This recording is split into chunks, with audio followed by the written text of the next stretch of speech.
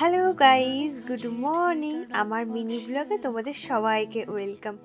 আজকে সকালবেলা ছিল হচ্ছে পাস্তা ব্রেকফাস্টে। আমি নিজের হাতে পাস্তাটা বানিয়েছি, তাই খুব ইয়াম্মি ইয়াম্মি টেস্টি টেস্টি খেতে। তো খেয়ে দিয়ে আমি চলে গেছিলাম হচ্ছে স্নান করতে। আর আজকে আমি শ্যাম্পু করেছি বলে আমার চুলটা পুরোপুরি ভেজা। তো তার জন্য আমাকে শোকাতে হতো না, আর ঠান্ডা লেগে যাওয়ার জন্য আমি একটু রোদে বসে বসে নিজের মতো ফোন কাটছিলাম।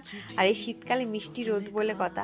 আজকে দুপুরে লাঞ্চে ছিল ভাত, উচ্ছে ভাজা, শাক আর ছোট আলুর দমের তরকারি। তো যাই হোক, খেয়ে দিয়ে তো একটা ঘুম দেওয়াটা খুব প্রয়োজন, শীতকাল বলে কথা।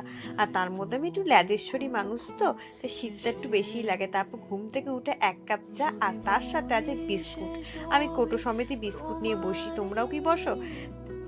তারপর আমি, মা, বুনু তিনজন মিলে বেরিয়ে পড়েছিলাম একটু হাই স্ট্রিটে যাওয়ার জন্য। আসলে বোনের একটা স্কুল ব্যাগ কেনা হয়েছিল, সেটা চেনটা একটু ডিস্টার্বের জন্য ওটাই পাল্টাতে গেছিলাম। আর বোনের বায়না ধরলো বক্স পেন্সিল কেনার জন্য।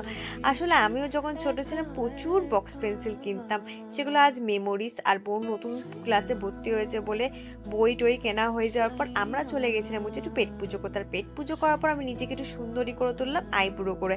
আর বাড়ি আসার পথে এই মিষ্টি মায়ের সাথে দেখা হলো, কারণ আজকে পৌষ মাসের ছিল মঙ্গলবার। তারপর আমরা একটু ফুচকা খেয়ে বাড়ি চলে এলাম। আর তোমরা কি দেখছো? আমার চ্যানেলটাকে সাবস্ক্রাইব করো।